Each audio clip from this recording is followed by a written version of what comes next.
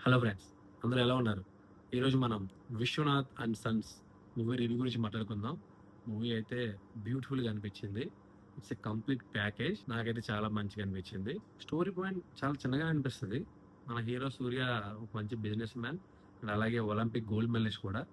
ఒక రీజన్ వల్ల 'సూర్య' మ్యారేజ్ చేసుకోడు. కానీ వాళ్ళ అమ్మకేమో వాళ్ళ వంశానికి వారసుడు కావాలి. సో, దానికోసం 'సూర్య' ఏం చేస్తాడు?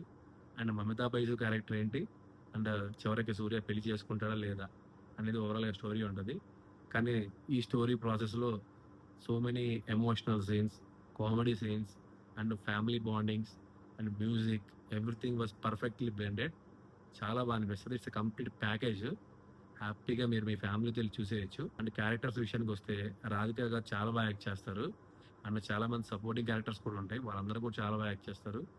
'సూర్య' గారు గూడా చాలా బాగా యాక్ట్ చేశారు. ఆయన స్క్రీన్ ప్రెజెన్సే చాలా మంచిగా అనిపిస్తది. అండ్ సెకండ్ హాఫ్‌లో ఒక క్రైమ్ సీను. సో, దాంట్లో చాలా బాగా చేశారాయన. And here comes the main person 'Mamitha Baiju.' తనైతే సూపర్ యాక్ట్ చేస్తది. సినిమా మొత్తం ఉంటది తను. And the good thing is 'Suriya' and 'Mamitha Baiju' almost cinema అంతా ఉంటారు వాళ్ళు. So, yeah! చాలా పాజిటివ్ థింగ్స్ ఉన్నాయి.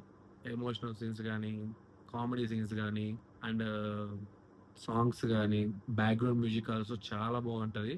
మీరు హ్యాపీగా మీ ఫ్యామిలీతో ఎళ్లి చూసేయొచ్చు ఈ వీకెండ్.